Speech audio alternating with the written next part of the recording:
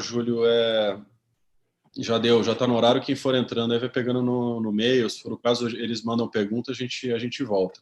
O que a gente tem feito é o seguinte: a gente tenta direcionar um pouco para o que o gestor tá achando aí do cenário, qual foi tua reação aí em relação à carteira, de acordo com tudo que aconteceu, como é que você posicionou o fundo, e o que você está pensando de expectativa aí para frente, né? Até para você saber que acho que é legal. A gente, até agora, todas as lives que a gente fez foram com gestores de renda variável, né? Então, a gente falou com o Braga, falou ontem com o Daniel da Indy, falamos com o pessoal da Nave, todos os gestores de long only. Você é o primeiro cara que a gente está falando de multimercado, que que trabalha com fundos macro. Até para te lembrar, o RPPS, que é o cliente nosso, ele só pode investir no seu macro institucional, né? Ele não pode aplicar no macro global por uma questão de regulação, né? A 3922, que é a legislação deles, não permite que eles investam em fundos alavancados, que possam mais do que 20% ou 40% no exterior, dependendo do perfil do fundo. Apesar deles poderem já investir no exterior, isso para dentro do fundo multimercado ainda tem algumas limitações, né? Então eles ficam no institucional. Mas eu acho que o legal é você falar da tua posição como um todo. Independente de ser só o institucional ou macro aberto, eu acho que o legal aqui é não fazer muito... falar especificamente do fundo, uma coisa mais propaganda, e falar mais do cenário mesmo, cabeça, onde você tem investido mais, o que você está olhando. Acho que esse que é a grande dúvida que eles têm. Porque, assim, muitos deles perderam muito dinheiro em renda variável nesse momento, estão recuperando agora, o que é bom, né? Mas muitos ainda não tinham muito investimento em renda variável, em fundos de multimercado ou ações e tal. E para eles o juro baixo também é ruim, né? Então, se eles têm meta atuarial de PCA mais 6, a maioria, 5,5, entre 5,5 e 6, o juro é em 3,75, podendo chegar a 3, 2,5, sei lá quanto no final do ano, vai dificultar muito o cumprimento da meta, né? Então, acho que é legal você falar um pouco até dessa sua relação com a própria renda fixa e a parte de juros que você usa dentro dos seus fundos. Então, assim, já falei demais aqui, deixar contigo aí para mais... Vou começar com o que você achou do cenário, o que você acha que pode estar acontecendo, como é que você posicionou a carteira e o que você está vendo aí para frente. E obrigado por participar aqui com a gente. Tá bom. E a ideia é em torno de 1 hora, né? Por aí? Uma horinha no máximo, 1 hora, 40 minutos, 1 hora. Tá bom. Então, vamos começar aqui. Agradecer a presença de todos aqui, né? Mais uma manhã de quarentena. Eu acho que ainda bem que eu estou fazendo essa live aqui já no momento que, pelo menos, parte, né, dos mercados eles estão se normalizando, né? Estão recuperando gradualmente. A gente já passou, no meu entender, pelo pior na questão de desalavancagem, na questão, né, quando começou toda essa crise do coronavírus, os mercados, né, pegou os mercados com muito risco, principalmente aqui nos fundos brasileiros, muito risco de renda variável, um pouco, sim, também de risco de renda fixa, né, apesar de que a queda de juros já estava no final, naquele momento, pegou os fundos também com muito risco de crédito privado e tudo mais. Então, essa crise, diferentemente da crise de 2008, é uma crise nova, uma crise de saúde, na qual a gente, né, nós gestores que olhamos a economia, a gente não entende tanto, né? A gente tem que ir acompanhando a evolução da ciência, e fez com que todos os fundos, né, todos os gestores tivessem que reduzir risco de alguma maneira, se preparar para o cenário, e foi o que causou esse movimento abrupto, né, que a gente não sabia onde que ia parar, né, das bolsas lá fora, das bolsas no Brasil. Foram, né, vocês acompanharam circuit breaks ininterruptos, né, 1 dia, 2 dias, 3 dias seguidos, até que todos os fundos e posições estivessem mais ajustadas aí a a um cenário de incerteza que é o que a gente vive hoje. Então, eu posso dizer que, pelo menos, o pior da desalavancagem dos fundos já passou. Agora, vamos aguardar, né, para ver se a crise de saúde se comporta que nem a gente imagina.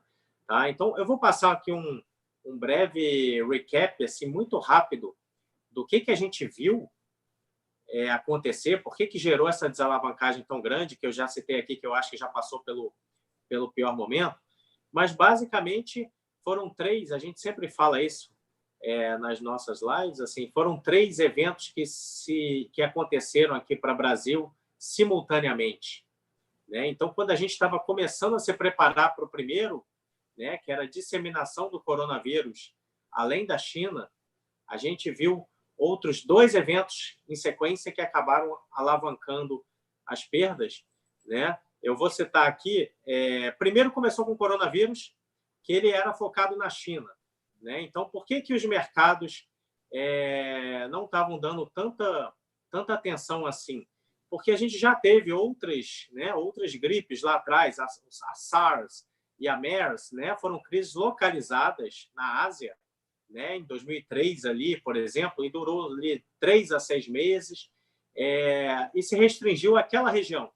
Então, inicialmente, quando surgiu, né, a questão do coronavírus ali em janeiro, final de janeiro e ao longo do mês de fevereiro, todos os mercados começaram a encarar aquilo como uma coisa pontual, né, que eventualmente estaria contido ali na China, teria um impacto muito forte ali naquela região. E aí a gente ficou se preparando aqui em Brasil, na Europa, nos Estados Unidos, só nos efeitos secundários, né? Quais os impactos que a desaceleração da China vai causar no mundo, né? Especialmente em Brasil. Então, foi por isso que, no primeiro momento, os mercados ficaram um pouco lenientes. Então, a grande surpresa foi ali depois, todos devem lembrar, né? A gente foi para o Carnaval, ali, quinta, sexta, foi para o Carnaval, quando começou a espalhar para a Coreia do Sul, para a Itália, para o Irã, aí a gente começou a ficar preocupado e ver que será que ela pode se espalhar? E aquele lockdown, né, que era restrito à China, principalmente Wuhan, aquela província de Hubei, será que aquilo pode se espalhar para o mundo e ter lockdowns que nem a gente está tendo agora, né, no Brasil? Então, isso acendeu um sinal amarelo. Tá? Então, quando os mercados começaram a se preparar para isso, vocês viram a Bolsa caindo dos 115 mil para quase 100 mil ali no Carnaval, né? Bateu 100 mil, ali foi um sinal amarelo. Imediatamente, aí que foi o que a gente chamou de 3 eventos consecutivos, quando a gente estava começando a ficar preocupado com a disseminação do coronavírus fora da China, veio a questão do petróleo, né? O cartel da OPEP, que há 50 anos a gente nunca tinha visto isso, né? Quebrar um acordo ali, a Rússia veio, não quis fazer um acordo, aí a Arábia Saudita não gostou do que viu, e aí a Arábia Saudita rompeu com a Rússia e começou uma guerra, né? Em vez de cortar a produção, a Arábia Saudita disse que ia aumentar a produção, ia cortar preço. Então, no meio de uma crise de demanda por conta do coronavírus, veio uma crise de oferta, né? Um choque de oferta de petróleo, e aí que o preço desabou também, ampliando a queda das bolsas, né? Então, a bolsa americana, que já estava começando a cair por conta do coronavírus, o petróleo afeta bastante, porque tem muitas empresas, né, que produzem petróleo, principalmente no mercado de shale, tem dívida, bastante dívida no mercado high yield, né, na parte de energia. Então, a queda do petróleo ampliou as preocupações e aí as bolsas que estavam caindo aumentaram a queda. Para o Brasil, especificamente, depois desses 2 choques que eu falei, do coronavírus e do petróleo, a gente ainda teve, no dia 11 de março, a questão fiscal, o BPC. Né? Então, vocês devem lembrar, o Congresso está nessa briga com o governo, né? O Bolsonaro, com a Câmara, com o Maia. E aí o Congresso quis dar uma resposta para o governo, para o Bolsonaro, e aí aprovou, né? Vetou eu diria que derrubou um veto do Bolsonaro sobre a ampliação do BPC, e o Congresso quis criar um problema fiscal para os próximos 10 anos, né? Que foi quando ele permitiu a ampliação do BPC para pessoas que ganham 1/4 do salário mínimo até pessoas que ganham meio salário mínimo. Isso aí, no entender do mercado, poxa, o Congresso está criando dificuldades, criando déficits permanentes, e isso no momento que nossa bolsa já estava caindo aqui por conta do coronavírus, do petróleo, quando veio um risco fiscal de longo prazo. Aí a nossa bolsa que estava ali no 100 mil, depois da OPEP, caiu para 90 mil. Quando veio a discussão fiscal, a nossa bolsa foi do 90 para 85, para 80. Então, vocês vão falar, foi tudo por causa do coronavírus? Grande parte, sim. Mas eu posso te falar em partes. A bolsa caiu do 115 para o 100 no início do temor do coronavírus, do 100 para o 90 com a crise da OPEP e do 90 para o 80 depois que o nosso Congresso ele aprovou aquele BPC, que depois foi revogado pelo STF. Então, foi uma conjugação de coisas e os fundos que estavam com posições, você começa a ver sua posição sofrendo, né? De bolsa. Depois pegou no mercado de juros. Só para vocês terem uma ideia. O mercado de juros estava super comportado. Tá? Quando a bolsa caiu do 115 para o 100, quando a bolsa caiu do 100 para o 90, o mercado de juros estava comportado. Porque essa é uma crise desinflacionária. Tá? Como a gente está falando de uma crise do coronavírus que está fazendo com que a atividade global colapse, né? Todo mundo está vendo o colapso da atividade econômica em escala global, naturalmente a inflação também em escala global vai cair muito. Então, essa é uma crise que não deveria impactar o mercado de juros, porque a gente está falando de menos atividade, menos inflação, consequentemente, menos juros em escala global. Então, o nosso mercado de juros, se vocês lembrarem bem, só foi impactado quando o nosso Congresso ameaçou colocar problemas fiscais de longo prazo. Aí pegou na parte longa da curva de juros, aí pegou nas NTN-Bs, vocês devem, todos vocês, fundos de pensão, RPPS, todos nós temos NTN-Bs, né? Vocês devem ter bastante na carteira. Foi ali no dia 11 de março, 12 de março, que, com medo que o fiscal de longo prazo se deteriorasse, aí a parte longa da curva de juros subiu muito, as NTN-Bs, a B50 da vida, saiu de 3,5 para 4, 4 para 4,5, 4,5 para 5. Foi depois que juntou todo esse temor com o risco fiscal de longo prazo. Mas, graças a Deus, a questão do BPC, né, que era o problema de longo prazo, ele foi endereçado. O STF, né, o Gilmar Mendes, ele vetou a elevação do BPC, né, sem uma receita correspondente. Então, esse problema foi endereçado. O nosso problema agora, fiscal, é outro. A gente está tendo que aprovar no Congresso, né, um orçamento de guerra, diversas medidas que vão ter impacto fiscal muito forte em 2020. Então, a gente acredita e torce para que o impacto fiscal agora ele vai ser muito forte, mas a gente imagina e torce para que seja de curto prazo. Então, a gente vai provavelmente ter um déficit primário esse ano. Inicialmente, esperava-se que ia ser em torno de 1,5% do PIB, tá? 1 a 1,5%. Agora, a gente já imagina um déficit primário para esse ano entre 5% a 8%. A gente não sabe ainda dizer qual vai ser o tamanho do déficit primário no Brasil. Mas a gente espera que seja, e todo o Congresso e o governo está lutando para que seja temporário. Então, a nossa dívida PIB vai dar um salto de um nível de 76%, 77% do PIB para níveis de 85%. Eu não sei exatamente, ninguém sabe, depende da desaceleração da atividade econômica no Brasil. Tá? Pode dar um salto e a gente espera que esse nível de dívida PIB, a partir de 2021, 2022, 2023, a gente consiga estabilizar num nível mais alto, mas pelo menos espera-se que o fiscal de longo prazo não seja tão afetado assim. Então, a mensagem é que para o mercado de juros, essa crise não deveria ser tão danosa, a não ser que comprometa o fiscal de longo prazo. Se comprometer a trajetória de longo prazo, aí os juros de longo prazo no Brasil vão ser mais altos. Se não comprometer o fiscal de longo prazo, a gente acredita que os juros de longo prazo eles vão gradualmente cair de novo, tá? E os juros de curto prazo, a gente vai ter uma queda muito forte. Assim como a gente viu nos Estados Unidos e em todos os países que têm juros, né?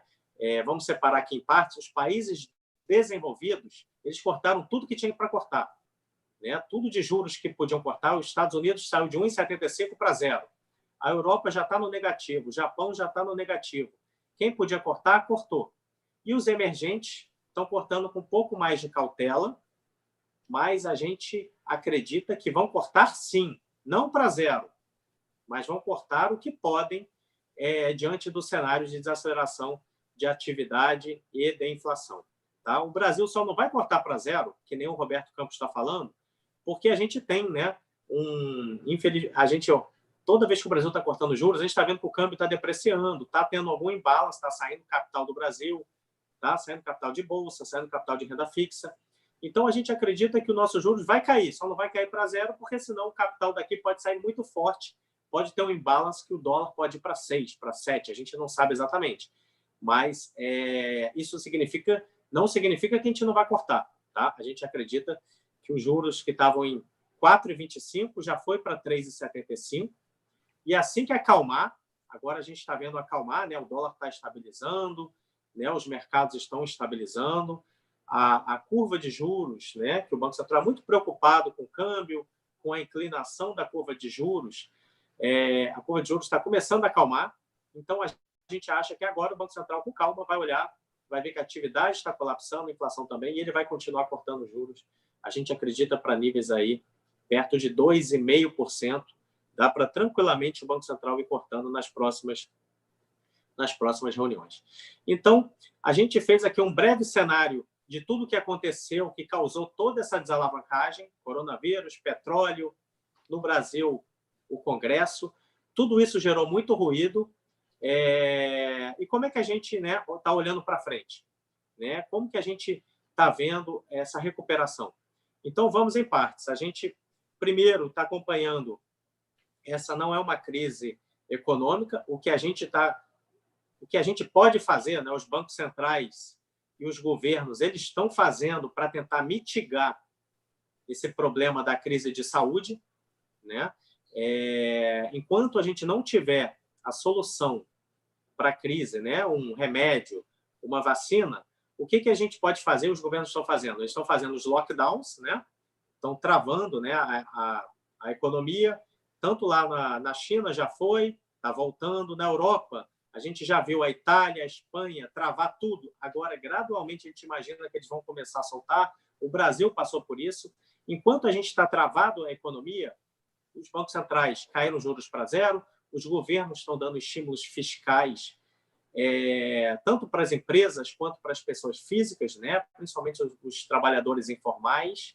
E a gente está tentando passar com o menor custo possível, mas não tem jeito. O custo vai ser grande. A gente imagina que o PIB no Brasil, por exemplo, vai cair aí entre 3% a 5%. Não tem jeito, né? A atividade econômica está totalmente parada agora no final de março, abril, provavelmente o início de maio. E o que a gente tem que fazer é mitigar.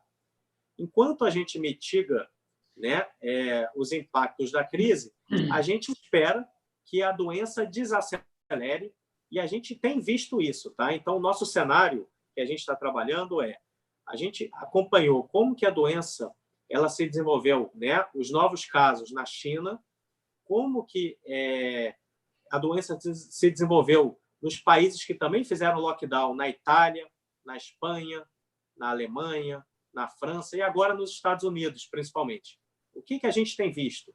Né? A doença, assim que você faz o lockdown, ela sobe os novos casos sobem durante 13, 14, 15 dias. De fato, né? É o prazo que os médicos dizem que a doença ela se desenvolve. Depois de 15 dias, por aí, né? Da segunda para a terceira semana, os casos começam a desacelerar.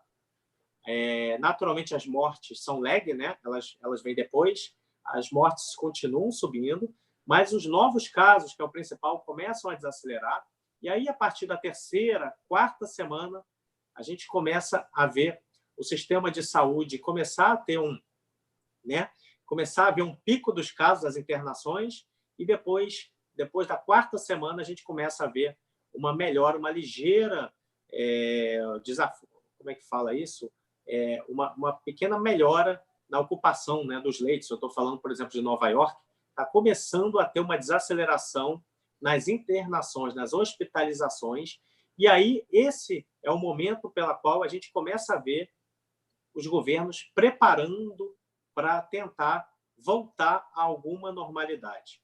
Então, a gente está trabalhando que o ciclo da doença nos países que fazem lockdown dura 2 semanas para o pico dos novos casos, depois, na terceira, 4 semanas para que as hospitalizações comecem a melhorar, diminuir um pouquinho, e aí, a partir da quinta, sexta semana, a gente começa a ver os governos se movimentando, tá? Para tentar liberar gradualmente as atividades. Isso foi o que aconteceu na China, tá? A gente está começando a ver agora a Áustria liberar. Ontem começou a liberar, a Dinamarca vai começar a liberar, e a gente está começando a ver a Itália e a Espanha se movimentarem, ainda não estão liberando, só uma outra coisa, para começarem a pensar agora no final de maio, de abril, começar a liberar alguma coisa. A gente acredita que no Brasil possa ter algo parecido. É totalmente incerto, né? Está tendo briga aí do governo, né, federal com os governadores, mas a gente acredita que em algum momento, em meados de maio, vamos supor, final de maio, vai começar a ter uma saída seletiva, né? Então, você começa a liberar as pessoas, né, mais jovens, abaixo de 40 anos, ou depois abaixo de 50, primeiro para as indústrias, setores específicos. Depois você começa a liberar, daqui a 15 dias depois, gradualmente o comércio, tá? Com restrição de entrada, né? Mantendo o distanciamento social. E assim é o nosso cenário para que a gente volte gradualmente à atividade econômica, né? A gente tem que lembrar que a incerteza é gigantesca do que a gente está falando, a gente está se mapeando no que está ocorrendo lá fora, na China, e agora vamos... Isso é uma das vantagens que a gente tem. O Brasil, né, foi impactado com atraso, né? Então, pegou primeiro na Ásia, depois foi para a Europa, e depois chegou aqui. Então, a gente está conseguindo ver e vai poder ver o que as outras economias estão fazendo. Então, a gente tem esse benefício de conseguir acompanhar o que os outros estão fazendo para tentar replicar. Infelizmente, a gente tem alguns exemplos, como Coreia do Sul e Japão, que são países que não fizeram lockdown e fizeram de maneira diferente. Eles estão testando muito. A Coreia do Sul está testando muito. E aí, ao testar muito, né, ela consegue identificar quem tem, né, o coronavírus, seja com sintomas ou sem sintomas, e quem ela pega que tem faz quarentena. Então, ela está conseguindo controlar a doença sem fazer um lockdown muito agressivo. O Japão também estava fazendo isso. Recentemente, teve um spike de novos casos, o Japão até ligou um alerta, tá? Mas a gente, infelizmente, não está conseguindo os testes na mesma escala que a Coreia do Sul e Japão. Como a gente não tem esses testes, a gente tem que fazer o lockdown, sim, aguardar e, né, esperar com que a gente faça os investimentos em leitos, né, em respiradores e tudo mais, para que, em algum momento posterior, a gente vá liberando, mesmo sem ter testes em massa, mas eu acho que isso aí é um processo que a gente vai ter que fazer e já está incorporado no nosso cenário para essa desaceleração muito forte aí da atividade econômica. Então, essa é uma crise essencialmente de saúde, a gente está acompanhando, e imaginamos que, mesmo sem o remédio, né, toda a discussão sobre a hidroxicloroquina, né, se tem eficácia ou não, tem outros remédios também sendo testados, a vacina parece que vai demorar, né? Dizem 12, 18 meses, volta e meia surge um papo de uma vacina que possa surgir antes, mas a gente nem trabalha com a solução da saúde, a gente trabalha que o nosso retorno vai ser gradual, infelizmente, o retorno vai ser lento porque justamente o remédio não foi encontrado ainda, então a incerteza sobre a retomada vai ser muito grande. Então, a gente só trabalha com uma retomada mais forte no final do ano, exatamente, início de 2021, tá? Então, aí é que a retomada, no nosso entender, vai estar mais forte e a gente projeta que, saindo de um PIB negativo esse ano de 3% a 5%, a gente consiga retomar uma aceleração aí de volta para um crescimento de 3%, 4% em 2021. Então, o que vocês estão vendo aqui é uma incerteza ainda muito grande sobre o desfecho, né, a saída dessa crise de saúde. O que a gente tem certeza é que os governos estão fazendo de tudo para amenizar, os bancos centrais estão fazendo de tudo, e o nosso Banco Central aqui vai continuar fazendo, é importante dizer isso. A gente acredita que o mercado de crédito privado está sob estresse, né? A gente está tendo aí uma PEC tentando ser aprovada, passou na Câmara, o Senado deve alterar um pouquinho. A gente acha que vai demorar um pouquinho mais para passar no Senado essa PEC, na qual o Banco Central vai poder comprar um pouquinho de títulos, né, de crédito privado, tentar acalmar um pouco o estresse de liquidez desse mercado. E, além de todas essas medidas de liquidez, o Banco Central vai cortar os juros, sim, no nosso entender, para níveis aí abaixo de 3%. Pode ser 2,5%, pode ser um pouco abaixo? Pode. Mas a gente vai fazer de tudo enquanto passa por essa crise de saúde. Falando aqui, então, um pouco de mercados, né? A gente acredita, naturalmente, o mercado que a gente tem mais confiança de que deveria ser o mais beneficiado, não é mais beneficiado, mas o mercado que a gente tem o maior fundamento, naturalmente, é o mercado de juros. Tá? Toda essa incerteza que a gente está falando da crise, né, de quando que ela vai acabar, de como que vai ser a saída, né, da crise, a retomada, é tudo envolto em muita incerteza. A única certeza que a gente tem é que a atividade global e brasileira vai cair muito. A única certeza que a gente tem é que a inflação vai ser muito baixa. Tá? E a única certeza que a gente tem é que os juros vão ficar baixos no mundo e no Brasil por muito tempo. Essa é a única certeza que a gente tem. Qual vai ser o nível de juros? A gente não sabe ainda. Se vai ser 3, se vai ser 2,5, se vai ser 2. A gente não sabe ainda, não tem essa resposta. Mas a única certeza é que os juros vão ficar baixos. Então, naturalmente, o investimento no mercado de juros é o que a gente tem mais confiança no primeiro momento. Então, a gente, nos nossos fundos, nós estávamos já, desde o início da crise, com posições em renda variável, e aí fomos aumentando as posições no mercado de juros. Tanto em juros reais, a gente gosta muito das NTN-Bs 2022, tá? Ou seja, os títulos indexados ao IPCA de 2 anos aproximadamente, e a gente também aumentou bastante posição no mercado de DI, né? Juros nominais, até 1 ano, 1 ano e meio. Por que a gente está fazendo isso? Porque a gente basicamente acredita que no curto prazo os juros vão ficar muito baixos, é o que eu falei. No curto prazo, a gente tem certeza, curto prazo eu digo 1 ano e meio, 2, os juros vão ficar muito baixos. Além disso, ou seja, os prazos de 5, 10, 30 anos, vai depender do fiscal. Aí vai depender do quanto foi dado, né, de impacto fiscal em 2020 e qual a perspectiva que a gente vai ter para frente, 2021 para frente.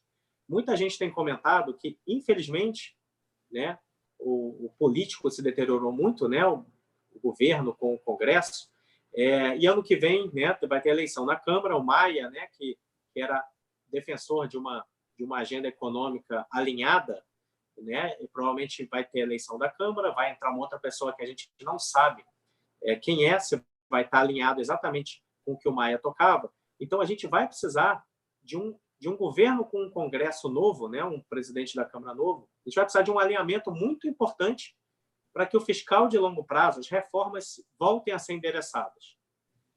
Então, só lembrando, todas as reformas que a gente vinha tocando até o coronavírus, né, reforma tributária, administrativa, uma PEC emergencial que estava sendo eventualmente passada, né, para que ajudasse os estados a controlar gastos de pessoal, tudo isso ficou on hold, né, em stand-by, enquanto estamos na crise.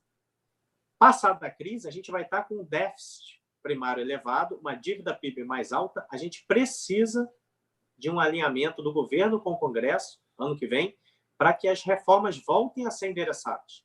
Então, o Paulo Guedes vai querer endereçar, mas será que o novo presidente, né, da Câmara e o do Senado vão estar alinhados com essa pauta de reformas para frente? Então, é por isso que essa incerteza de longo prazo pode ser que mantenha os juros de 2030, 2040, 2050 um pouco mais altos do que a gente gostaria. A gente trabalha com o cenário base de que o fiscal é temporário, tá? De que não vai ser permanente. Mas, mesmo assim, os juros de longo prazo, ele pode não ser o que a gente gostaria, tá? Ele vai ficar um pouco mais alto por conta de uma dívida PIB mais alta.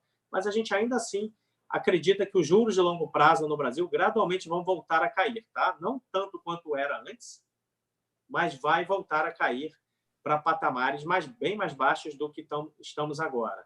Deixa eu só...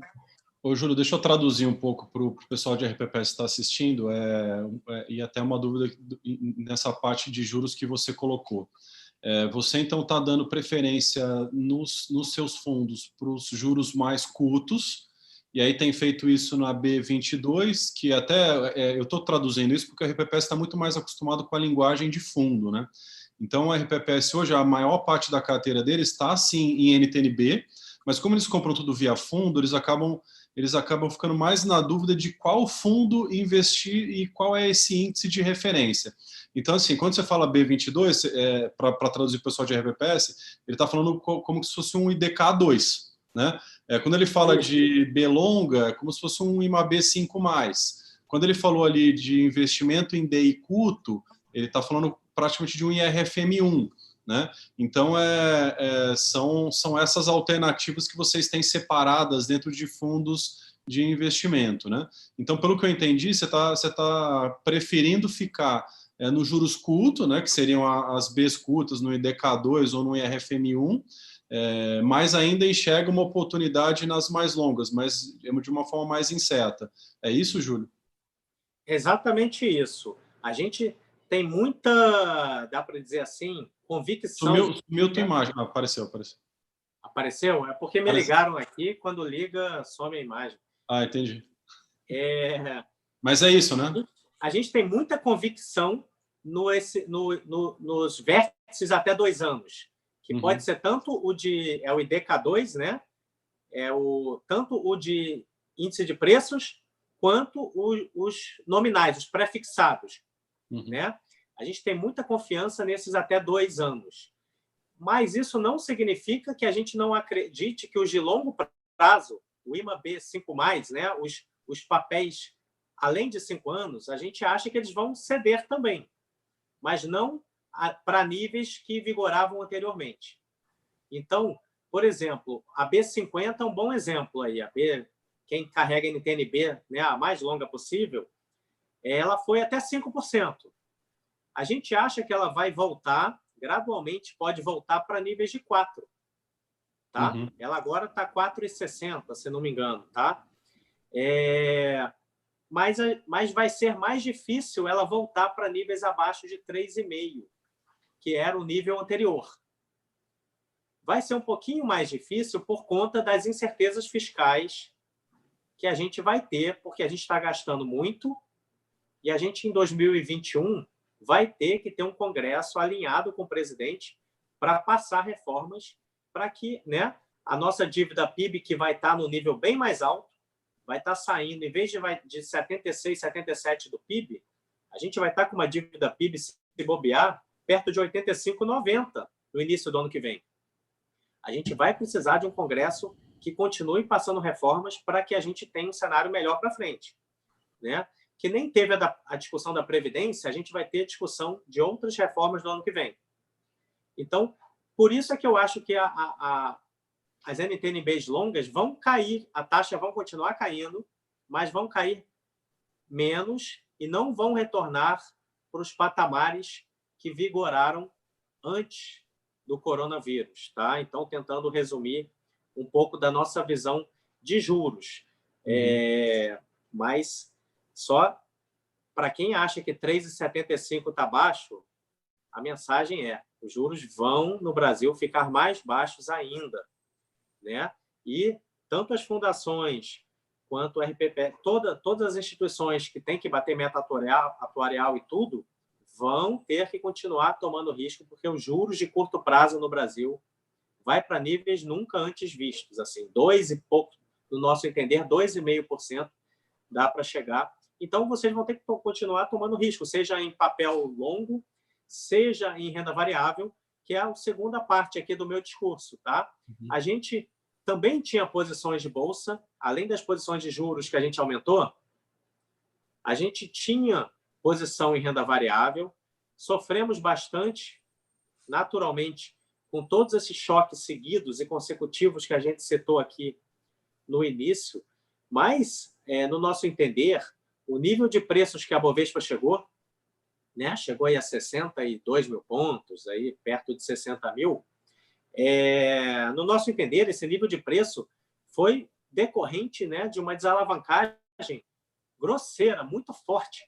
Tá? E assim como vocês ouvem falar de overshooting, né, undershooting, né, tem horas que o mercado vende todos os ativos para se ajustar ao risco. Stops, assim, acontecem. E, no nosso entender, chegou em níveis de preços que só se justificavam se a economia, né, não só global como a brasileira, tivesse uma depressão não só em 2020, fosse continuar essa desaceleração para 2021. A gente não acredita que isso é verdade. A gente acha que essa crise, assim como todas, ela foi muito forte, é a maior crise, né, desde de 1929, mas é uma crise que vai passar. Se a gente está falando que em 2021 a gente retoma a atividade econômica, não faz sentido a Bolsa Brasileira a 60 mil pontos.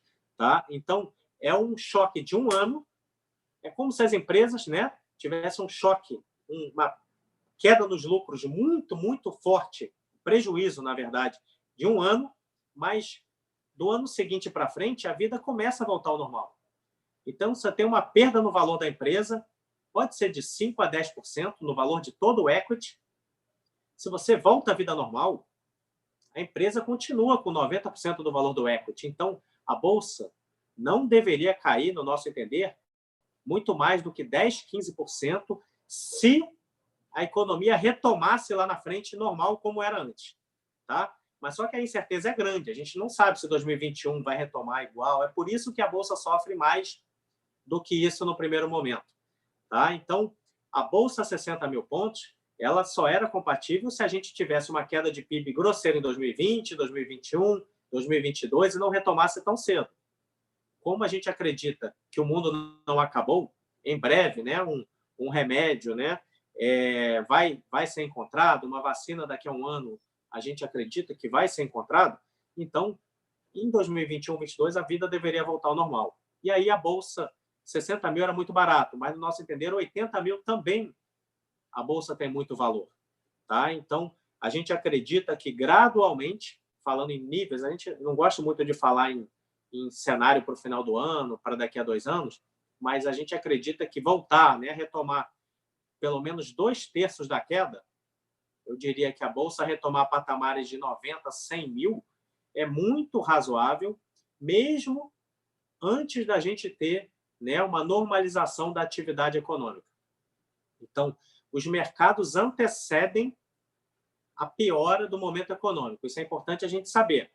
Vocês vão falar, poxa, a atividade econômica ainda está colapsando, mas o mercado ele vai recuperando antes, né? Ele já vai começar a antecipar a recuperação que a gente vislumbra daqui a 3, 6 meses.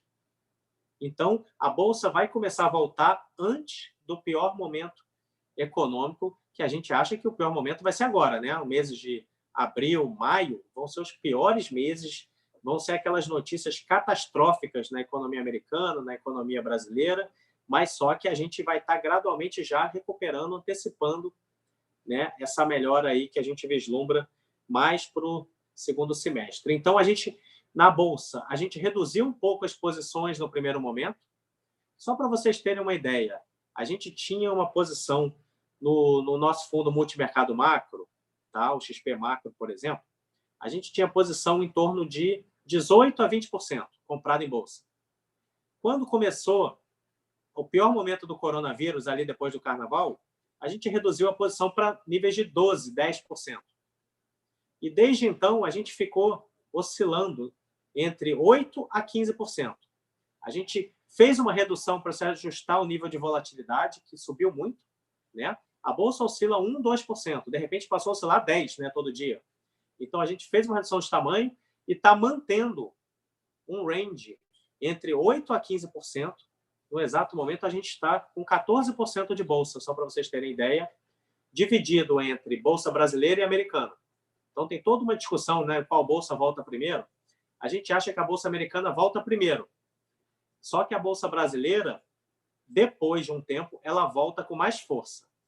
Então, a Bolsa brasileira é um investimento melhor. Só que vai demorar mais para voltar. Quando voltar, a gente acha que volta com mais força. A Bolsa Americana é um investimento mais seguro, que volta mais rápido, mas volta um pouco menos. Então, a gente está fazendo um mix. Por exemplo, a gente está com 9% comprado em Bolsa Brasileira e 4% está comprado aí em Bolsa Americana, aproximadamente, para tentar, né, nos próximos meses, pegar essa recuperação que a gente acredita que possa vir. Tá? As mensagens são de que a volatilidade ela vai continuar elevada, não dá para operar, né, esse sobe e desce da Bolsa. Ontem a Bolsa subiu, hoje está caindo, né, por conta de notícias específicas. Não dá para operar esse sobe e desce. A Bolsa vai continuar oscilando, você tem que ter uma posição core, segurar e ficar monitorando o cenário para ver se realmente acontece o que a gente falou, né? Uma saída gradual do lockdown, né? Primeiro, né, os mais novos, algumas áreas específicas, ver se acha uma vacina, ver se a atividade retoma. E aí, enquanto isso, a gente mantém uma posição, e eu acho que se tudo vier conforme a gente imagina, no segundo semestre a gente já estiver retomando a atividade gradualmente, eu acho que o cenário, a Bolsa gradualmente vai voltando aí para esses patamares que a gente está falando aí, tá? 90, 95, 100 mil pontos, tá? E com juros lá embaixo. Então, maior convicção hoje é juros. Esse vai cair rápido. Pá. E a Bolsa é um cenário mais de médio prazo. Vai oscilar, vai ter que aguardar muita notícia, muito ruído, mas daqui a 3, 6 meses, eu diria, final do ano, ela gradualmente deveria ir para o caminho que a gente imagina. Tá? No câmbio, eu não falei nada, mas assim, o dólar, vocês têm visto aí, é o mercado que tem sido mais difícil no nosso entender. Difícil, assim, vocês podem até questionar, não é nem difícil, né? Ele só sobe, né? Ele subiu direto, né? De 4, 4,50, 5, 5,20, 5,30. Então, só que ele está passando de um nível que a gente começa a olhar e fala, poxa, todas as moedas sofreram, tá? Não foi só o real que sofreu, todas sofreram. Só que o real sofreu mais ainda do que os pares comparáveis. Então, quando vocês tiverem na cabeça o nível do dólar, não é só o Brasil que está sofrendo, todos estão sofrendo. Mas, no nosso entender, o real sofreu aí de 5 a 10% mais do que os comparáveis. Então, se eu pegar um peso mexicano, peso chileno, moeda sul-africana e tudo mais, se eu pegar um horizonte de 2 anos, eu não estou pegando esse ano, tá? Esse ano, várias moedas estão sofrendo igual. Se eu pegar um horizonte de 1 ano e meio, 2, o real é uma das que mais tem sofrido. E muita gente está argumentando que é porque o Brasil está caindo juros, né? O Brasil está caindo muito juros, aí o pessoal fala, então o real vai sofrer mesmo. Eu concordo que o real sofre porque a gente está caindo muito juros. Mas só que outros países, olha os Estados Unidos, ele caiu de 1,75 para 0. Então, tem países que estão caindo mais juros no curto prazo do que o Brasil. O Brasil só caiu 0,50. Então, eu acho que até a teoria do diferencial de juros, no curto prazo, não está mais justificando uma depreciação do real como a que a gente está vendo. Tá? Se for perguntar minha opinião para câmbio, eu acho que o dólar ele vai continuar alto, tá? Mas não deveria subir muito além do nível atual. Então, eu não vejo o dólar caindo nos próximos 2, 3 meses, caindo muito. Eu não vejo, porque a gente continua passando por uma crise de liquidez global. Nessa crise de liquidez e de busca por proteção, que a gente chama safe haven, todo mundo vai para o dólar americano. Então, nesse momento, eu não vejo as pessoas voltando para o Brasil, voltando para países emergentes. É uma crise de liquidez, todo mundo procura o dólar. E qual país que a gente acha que vai retomar primeiro? Até que a gente citou. A gente acha que a economia americana ela é mais flexível, ela retoma antes da economia brasileira. Então, se os Estados Unidos voltar a crescer mais rápido do que o Brasil, eu acho que o dinheiro vai continuar indo para a economia americana, ou seja, para o dólar. Por isso que eu vejo o dólar ele num nível alto por ainda um tempo considerável, tá? Nível alto que eu digo é o dólar oscilar entre 5,530, 5,540. Ele vai ficar. Eu não vejo o dólar caindo muito desses níveis. Então, a gente não está fazendo muito investimento em moedas nesse momento. Tá? Por achar R$ 4 que nunca mais, Júlio? Oi? 4 nunca mais? Nunca diga nunca, né? Diga nunca. Porque o primeiro, eu diria que o dólar subiu do 4,50 para o 5 e pouco com a eclosão do coronavírus. Uhum. Tá? Então, se a gente lembrar, o dólar estava ali 4,20, 4,30. Quando teve a eclosão do coronavírus e a queda das commodities, né? Queda de demanda global, queda de commodities, começou a sofrer muito todas as moedas de país emergente. E aí o dólar foi para 4,50, 4,80, 5. Para que volte para 4, Lauter, eu acho que a questão do coronavírus tem que ser totalmente sanada, por exemplo, a atividade global retomar a todo vapor, commodities voltarem 100%, e aí o Brasil também fazer o dever de casa, diminuir ruídos políticos, porque aí sim a gente vai ver dinheiro voltando, que a gente acreditava que ia ter, né, em algum momento, dinheiro investindo na economia real, né, no Brasil, né? Uhum. E a gente não viu esse dinheiro vindo ainda. Tá? O investidor estrangeiro não veio. Ele só saiu da Bolsa, só saiu de títulos de renda fixa. Parte é político também. Tá? Então, R$ 4 eu diria que está bem distante, tá? do nosso horizonte, devido a tanto o coronavírus ser totalmente resolvido, quanto até o Brasil, né, politicamente, se resolver e voltar a crescer. Tá? Para o real apreciar e o dólar cair, que nem você falou, o Brasil tem que crescer. Isso já era um problema antes, lembra? Todo mundo fala, precisa vir um crescimento, precisa vir um crescimento. Enquanto não vem o crescimento, a nossa moeda, ela infelizmente, ela não vai ser a preferida dos investidores estrangeiros, tá? Uhum. Então, Lauter, então, tem que ver se tem alguma pergunta, alguma questão específica. Eu acho que a mensagem a recuperação vai ser muito gradual, sujeita a muita incerteza, porque a gente está falando de um problema de saúde, em que a gente não tem o domínio total, né? E depende da decisão dos órgãos governamentais de quando que a gente vai começar a soltar a economia de volta. Uhum. Mas, se essa crise, né, não for o fim do mundo, que a gente brinca, né? Essa crise vai passar. Se ela durar 1 mês a mais ou 2 meses a mais, isso aí só vai gerar um pouco mais de demora nos ativos para eles se recuperarem, tá? Mas, então, temos que ter calma, manter uma alocação padrão, um pouco menor do que tinha antigamente, para aguentar a volatilidade. Então, na Bolsa, a gente está fazendo isso, uma alocação padrão, um pouco menor, mas com tamanho bom, porque a gente também quer pegar a volta, importante dizer isso, né? Se a Bolsa voltar, os nossos fundos vão recuperar bem, se voltar para 95, 100 mil. E o mercado de juros, esse sim, eu acho que dá para ter um pouco mais de confiança. Se vocês têm possibilidade de alocar, os nossos fundos, por exemplo, estão com uma posição com tamanho bem razoável em ativos de juros, tá? Principalmente, que nem o Lauter falou, ativos até 2 anos, porque a nossa convicção é muito grande que os juros no Brasil vão para patamares nunca antes vistos, citando aí 2,5% de Selic. Se a gente pega 2,5% de juros com 2,5% de inflação, Lauter, tá? Juros reais de zero. A gente está falando de juros reais de zero nos ativos de 1 a 2 anos aí. Eu acho que é isso que a gente vai ter. Só para vocês terem uma ideia, a gente projeta inflação. Vocês vão falar, poxa, por que os juros vão cair tanto? A gente projeta inflação esse ano de 1,95, Lauter. A meta, só para você ter uma noção, a meta de inflação é 4. A gente projeta 1,95 de inflação IPCA para esse ano. Aí você vai falar, não, mas e 2021? Tem que olhar para frente. A gente projeta, ano que vem, vai sair de uma inflação perto de 2 para 3 só. 3. E ano que vem a meta é 3,75 de inflação.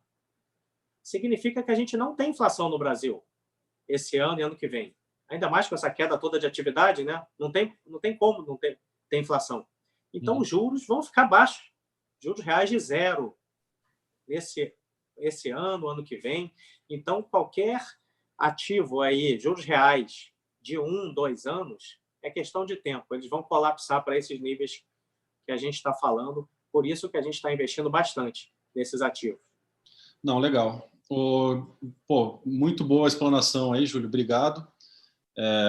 Acho que ficou bem claro aí para o pessoal essa parte de investimento. Deixa eu só fazer uma explicação rápida, até para o pessoal entender que eu devia ter falado isso, na verdade, no começo, né?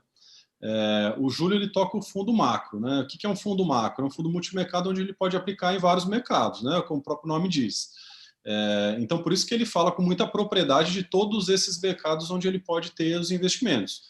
Mercado internacional, que ele falou que tem uma posição de bolsa lá fora, mercado de bolsa no Brasil, mercado de juros, né, que ele usa muito essa parte de títulos públicos, né, pré-fixado, índice de preço, etc.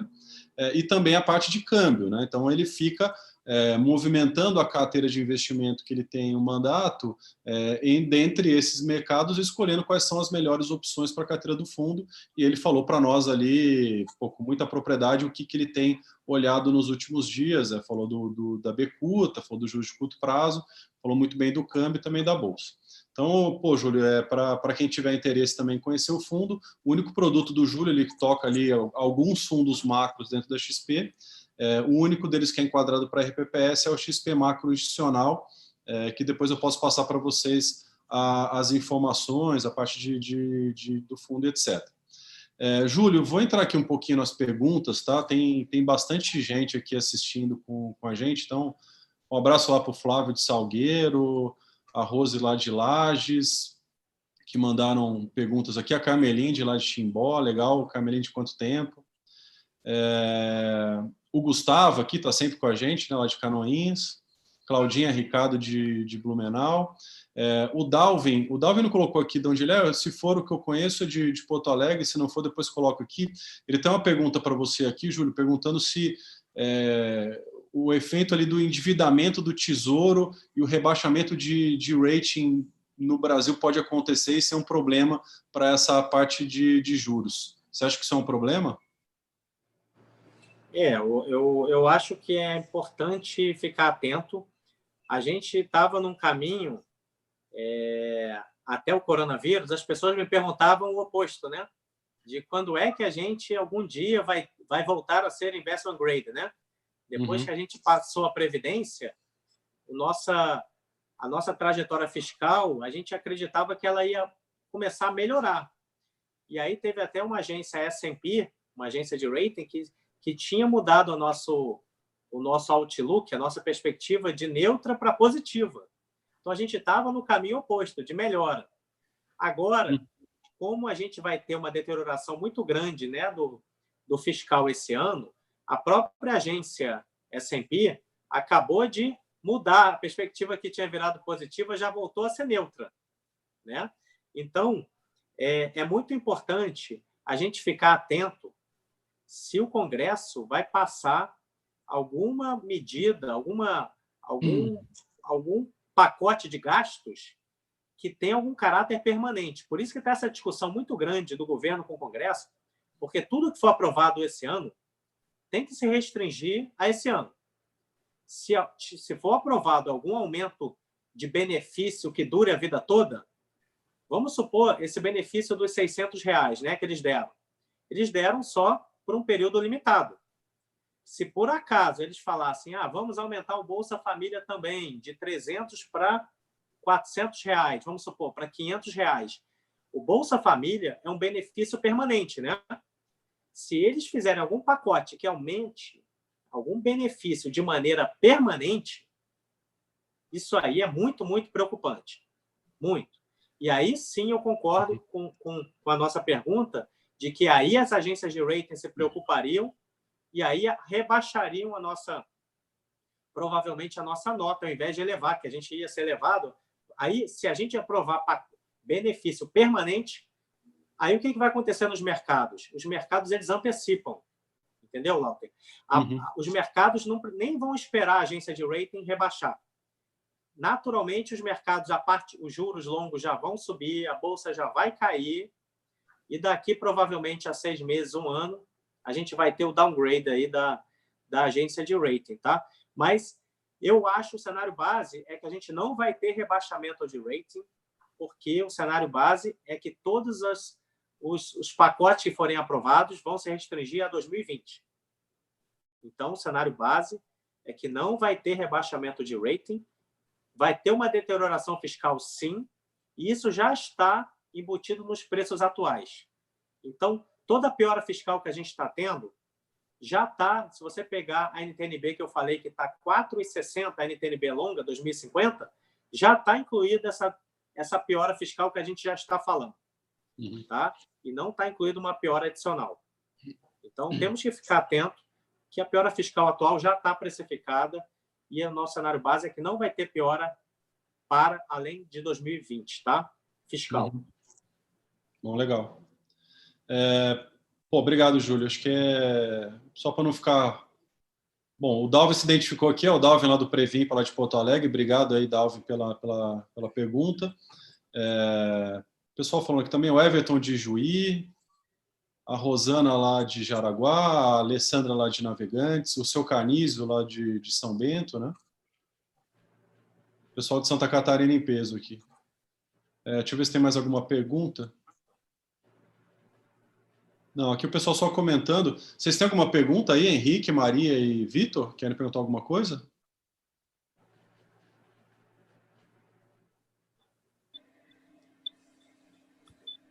Não, acho que o Júlio conseguiu cobrir tudo, Walter. Não tem nem pergunta. O Júlio fala um pouquinho, né? Passa um pouco. Pô, acho que é isso. Pô, Júlio, cara, foi muito legal, foi muito bom. Só te agradecer aí pela participação. Obrigado por sempre atender a gente aí, o pessoal do mundo RPPS. A gente sempre precisa muito desse apoio técnico aí de vocês da área de gestão, principalmente da parte macro, que a gente é bem defasado aqui. Agradeço a Maria, Henrique e Vitor também por estar com a gente, o pessoal que assistiu. Você quer deixar mais alguma mensagem aí, Júlio?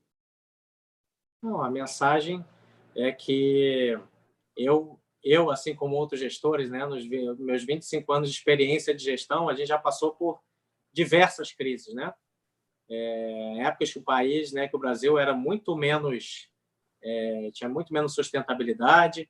Já passamos por 2008, passamos por crises que você achava que o mundo ia acabar e a gente vê que, de fato, né, a vida segue, né? Nós estamos aqui trancados, mas em breve estaremos voltando. A gente vai voltar ali para a rua, as empresas, né, não teve uma guerra, né? Tem muita gente que fala isso. Guerra, você destrói capacidade produtiva, né? Você destrói as empresas, destrói tudo. Aqui não. Está tudo ali prontinho para voltar a funcionar.